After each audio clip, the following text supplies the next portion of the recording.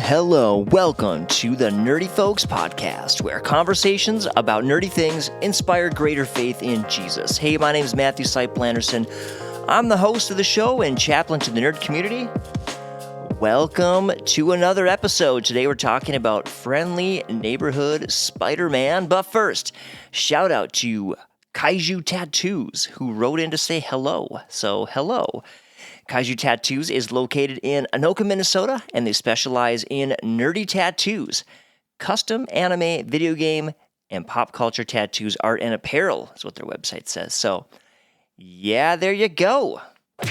So those of you who have listened to the show for a long time know that I love science news, and I can never resist the urge to throw some science news into episodes when I come across something good. And this is truly good. In fact, it's so good, it warrants playing my old sound effect from when I used to actually have a regular science segment on the podcast.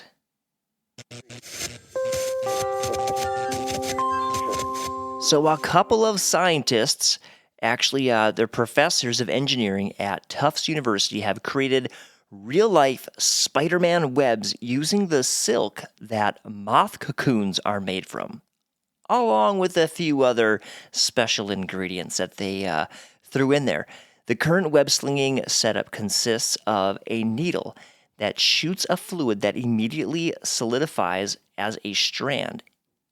And this stuff can actually adhere to objects, allowing the developers at Tufts University to lift them. That's crazy, dude! So it's pretty crazy. They've even called the research project for this thing the Silk Lab. If you want to make this at home, like good old Peter Parker, you're going to need some, and I'm going to probably mispronounce these ingredients, but I'll give it my best. You're going to need some fibroin from moth silk, dopamine, yes, the feel-good chemical that comes from our brains, but actually barnacles use dopamine to stick tightly to the hulls of ships. So, fun fact. And this other one, chitosan. It's a fibrous sugar found in the exoskeletons of shellfish and crabs and lobsters and shrimp. Anyway, you're going to need all that stuff. You're also going to need some borat. And there you go. You can have your own Spider-Man web solution. Well, Friendly Neighborhood Spider-Man debuted right at the end of January, I believe, and it ran through February, and it's very fun. Reviewers are saying that it's good, but maybe not as good as X-Men 97. That's a pretty high bar, though. Still, if you want a little Marvel fix, this might just be your thing. It's very fun. It's, of course, animation, but I was thinking about this. Animation has some advantages over live action, right? It's easier to do crazy action sequences in animation.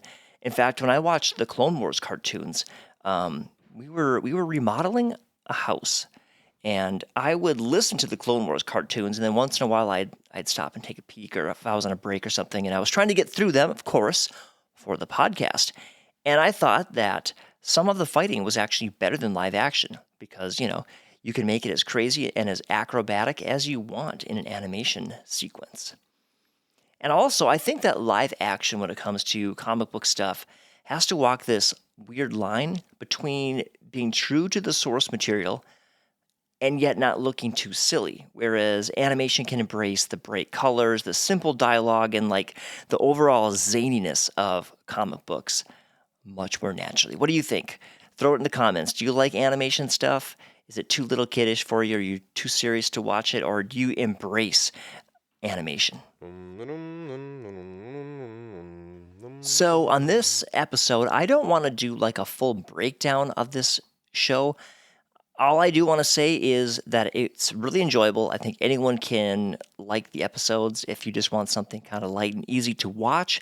It's definitely, a cartoon, but it's still Marvel, still Spider-Man. Something that makes this show fun is that it can break free from Marvel canon, or at least the MCU canon, and it can mix and match all kinds of characters.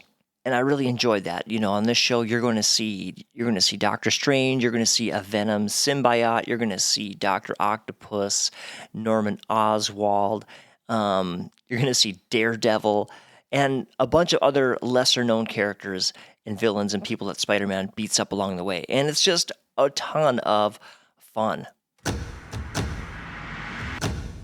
Let's just talk Spider-Man as a character for a second. When Spider-Man isn't caught up in some huge Avengers-level plot, he's a hero who protects individuals. And I love that about him.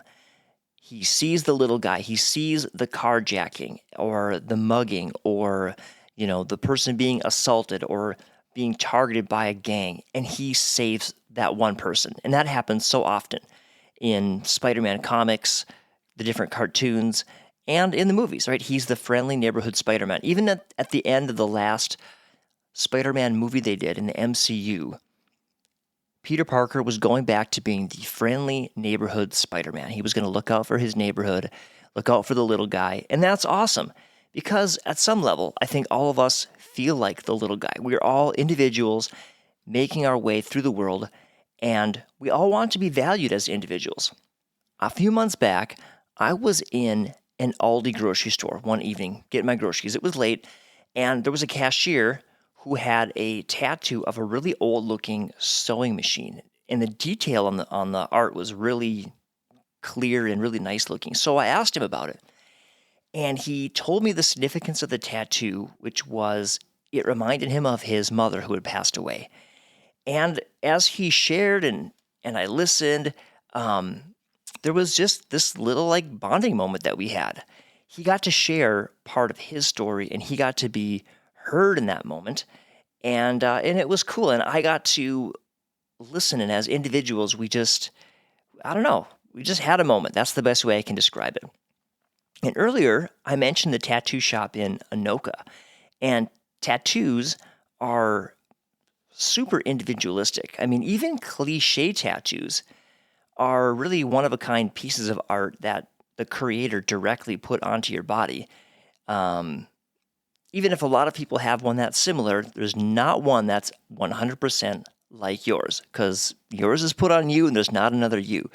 And this is a felt need that humans all have, is to be recognized as individuals. It's a felt spiritual need that we have. I think it really goes deeper than just psychology. I think it's a felt spiritual need that we want to connect on this individual level. And when I look at Jesus, that's what he did. That's what he maybe did best. In John 10:14 and 15, he said, "I am the good shepherd. I know my own, and my own know me, just as the Father knows me, and I know the Father, and I lay down my life for the sheep." It's an amazing passage. God knows us, and he knows us as individuals, knows us inside and out. And you know what? God loves you, and he invites you to step into his light and be seen by him and be known by him. It's an amazing thing. He knows all about you already, and he wants a relationship with you. God doesn't change, but he does relate to us all in personal ways, and I think that's really cool. So in a weird way, Spider-Man can remind us, at least a little bit, of Jesus because of how he pays attention to the individual. That's crazy, dude. So they will almost certainly make a second season of Friendly Neighborhood Spider-Man, which is great. They have no reason not to. This was a very, very fun show. And I look forward to seeing a second season. Look forward to seeing, hopefully, the Green Goblin appear. That would be awesome. He was always one of my favorite Spidey villains, Green Goblin and Hobgoblin. They did have the cool glider that came in. So I'm like, ooh, they're foreshadowing. They're getting ready to bring in the Goblin. So looking forward to that. And I did learn something interesting. A lot of the Marvel cartoons are connected. In fact, there were a whole bunch of Marvel cartoons that were connected way back in the day. And there are a bunch of newer ones that are connected, like Avengers Assemble, Ultimate Spider-Man, Hulk, and Agents of Smash. Those are all connected in the Earth 12041 version of the MCU. I'm not 100% sure if the Friendly Neighborhood Spider-Man is connected to other things, but I do know that Marvel is cranking out a bunch of new animation series on Disney+. So there's Friendly Neighborhood Spider-Man, Eyes of Wakanda, and Marvel Zombies. So looking forward to seeing how those play out, and it's, like I said, it's really fun to have these characters get to have adventures and do stuff and not necessarily be bound by the cinematic universe and that timeline. So lots of fun to be had in the Spider-Verse.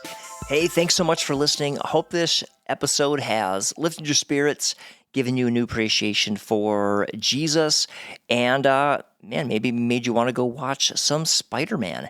If you want to connect with us, you can do so by heading over to nerdyfolks.com. Shoot us an email. That's probably the best way to get in touch. If you want to support the show, consider donating through the donation link in the comments or becoming one of our patrons. Hey, until next time, love you. God bless. Take care. Bye-bye.